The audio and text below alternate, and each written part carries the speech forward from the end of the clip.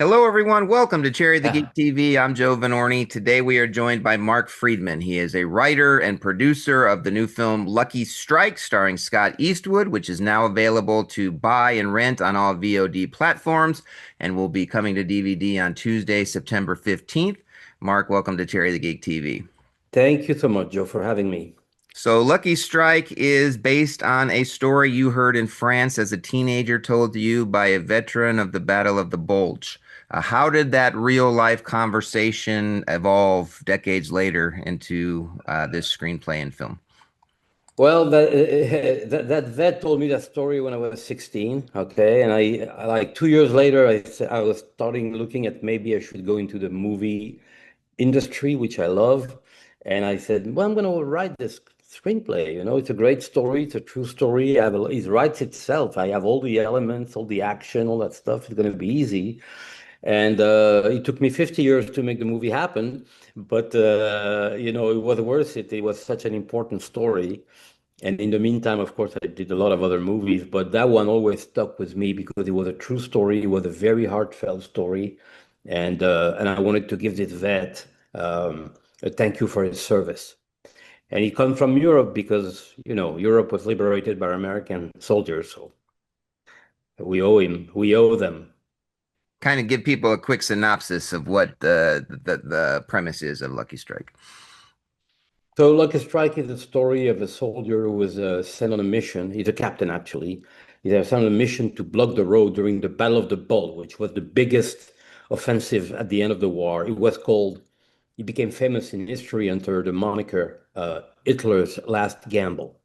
And he wanted to perforate the American front in Belgium and go to the sea and reestablish, supply chain for the German army. They have to block that road. The mission turns horrible. He completes the mission by himself because all his soldiers from his squad are dead. And now, but he's lost behind the line because the front during the Battle of the Bulge, the German front, the American front, they were all over the place. They were moving all the time. It was a completely discombobulated battle. So he has to find out where he is, and the only thing he has to find himself a way back is his radio, a Motorola radio called SRC-300, and that's what he uses to get back, going through a lot of adventures and a lot of obstacles and a lot of tragedy. That's basically the story, and it's Scott took the role and really made it come alive, like in a way that was very incredibly satisfying for Rod, the director, and for me as a writer.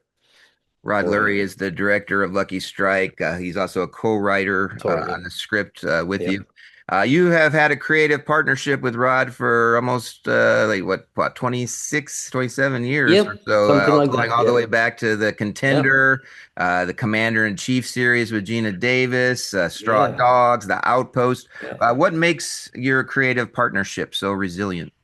I would say capital of trust that we have among between ourselves. Because when I met him, he had not direct. He had written a couple of screenplays that hadn't been made. He gave me one of them.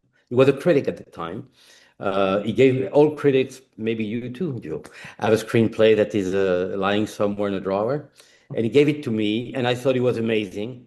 And I said, we got to do this. And we did it. And then that started this career. So when you meet someone before he starts his professional career, you have a capital of trust. It doesn't mean that you don't fight. It doesn't mean that you don't disagree. We had a lot of fights along the road. But at least when I tell him something, he knows that I'm telling him what I think. I don't have to kowtow to him. If I meet Chris Nolan today, I'm gonna have to say, yes, Chris, yes, Chris, yes, Chris. You're right, Chris. What am I doing? You're right. With Rod, I can tell him you're wrong, Rod. He listens or not, that's a different story. But I can tell him what I think. Unlike massive ensemble war drama epics, Lucky Strike centers on one individual soldier stuck behind Right, enemy lines with just a Motorola radio. What right. unique storytelling challenges did you face when keeping the script so isolated and tightly paced? I will tell you the truth, and I said that before. It's a story that wrote itself because just the testimony of that soldier was so incredible. the radio thing, and the fact, by the way, that it took 10 years of his life. It's not showed in the movie to that extent, but 10 years of his life finding who built the radio, the woman who built the radio. He had spent 10 years of his life tracking her down. During the action itself of the movie, uh, what he went through, where, it was like following the pebbles on the road. And of course, Rod came in and co-wrote and added and enriched, the dialogue, and he added a couple of scenes that made the movie even more captivating. But honestly, it was all in the testimony itself. It was so easy to do. It's always a lot of work. You got to open your computer. You got to, you got to reconfigure. You got to make sure it's clear. You got to, and you got to do a lot of research. But honestly, the weft of the story was already in place. Talk about Scott Eastwood. What did Scott Eastwood bring to the character of Captain Castle that wasn't necessarily on the page? Um, the actual vet wouldn't have been in the movie business as an actor. He was very shy, um, and he was not very engaging. What Scott brings in general, but in specifically in this movie, like he did in the movie we did before with him called The Outpost, he's extremely engaging. He's extremely sincere. There is something uh, inherently nice with him, and not nice in a mushy way. Just he's engaging, trustable, relatable.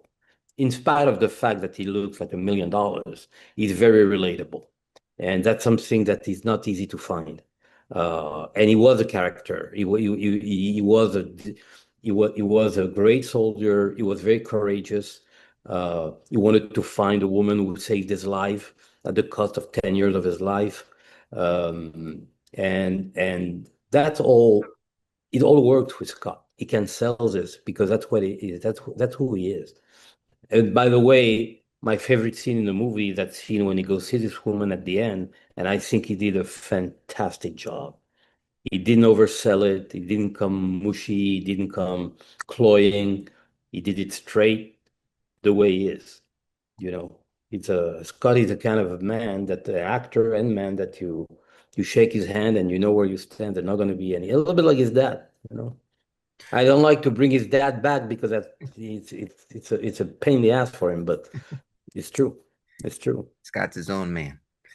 Yes, he is very much Uh, so. when you see the final film and you're looking at it on the screen and you're seeing Scott Eastwood on screen portraying this soldier who you had this conversation with so many years ago as a teenager, what kind of emotions are you feeling? Do you get Oh, hit with the emotions? Talk about that experience. I don't even want to discuss it because I get too emotional about it. I we did a panel at the National Archives when we did the premiere of the movie, and somebody asked me, how do you think of Scott in the scene when he, and I said I don't really want to talk about it because it's when you are from Europe and you and my age, the the specter of World War II is on you from when you are a teenager for the rest of your life. So it becomes very difficult. It's like in the movie, that family that helps Scott get away from the German. I know that family, my family was hidden by a family like this. I can't really comment on this because it's very emotional. I don't know what else to say. I mean, it's tough. I'm not gonna be able to go to the end of the interview talking about this. But Scott did everything possible, and he's so just and so perfect for it, and so honest and straightforward. It's amazing. It's amazing. Talk to me about your screenwriting career over these past decades, right? For this film, Lucky Strike, you say the story it was based on this conversation you had, but for other scripts that you write, it seems like you and Rod both dealt with a lot of political movies, a lot of history movies, war movies. What is that the kind of thing that attracts you as a writer? What do you kind of look for in your ideas when you're coming up with a Political script? movies, definitely one of them. I personally write thrillers. I wrote a thriller called Black Butterfly for Antonio Banderas. I wrote a thriller called Last Seen Alive that was on Netflix. not too long ago for Jerry Butler. I like thrillers that are real, that tell a story that goes fast. And right now, as a matter of fact, to say something completely contradictory to what I just told you, I'm writing a screenplay about the man who created Caesar's Palace, and that's for Nicolas Cage to play. And so I like thrillers, but also I like everything historical, political, and I'm a big Vegas fan. So I wanted to do something about Las Vegas because I adore it. So. Awesome. I know a lot of people laugh at Vegas because it's light, but it's fun. And also we co-wrote with Rod a couple of series, and one of them is about a cult, and we're talking about making it happen soon at HBO. So it's a little bit all over the place. It started with political. That's how we bonded with Rod. When I met him, we talked for days about All the President's Men, which he thinks is the best American movie ever made, and so do I. So we went over every scene and what was so good and what worked so well with this movie and so on and so forth. And then Rod did a movie with Robert Redford. So on set, we spent our dinner with Robert Redford talking about All the President's Men. It was pretty satisfying experience, I must say. Well, we're almost out of time. As we wrap up, what do you hope audiences take away with them when they watch Lucky Strike? The fortitude of the American troops during World War II. It's probably the last you can use that word because the other wars are more complicated. They were linked to colonialism sometimes. They were wars of choice, maybe not. I don't want to discuss this, but World War II is definitely a war that all students and all young or not so young boys and girls should study because what a good war. Awesome.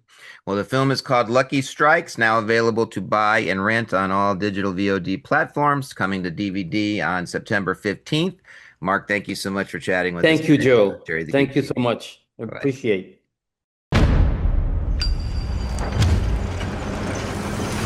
German counteroffensive has been going on for 3 days. We need you to block that road this morning. Yes, sir. Yes, sir. Let's go. Come on, come on.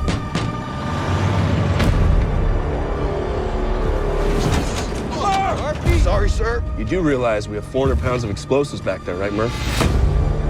It's the 1st SS Panzer Division coming down that road. You boys have never fought anything like them. Reminiscing about the beaches of Puerto Rico, Ram? From the Upper West Side, Miller. I take a New York winter over here.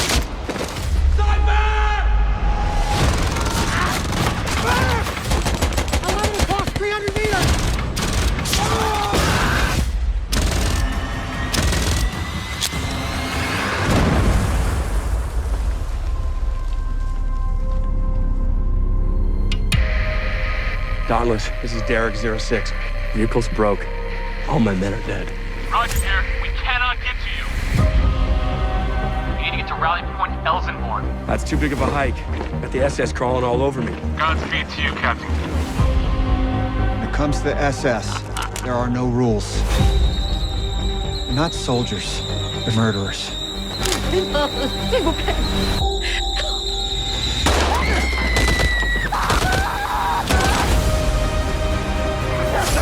Who are you? American.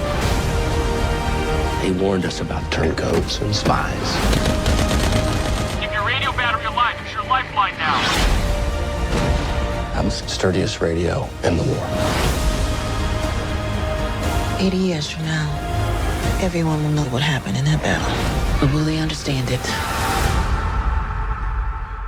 I hope they do.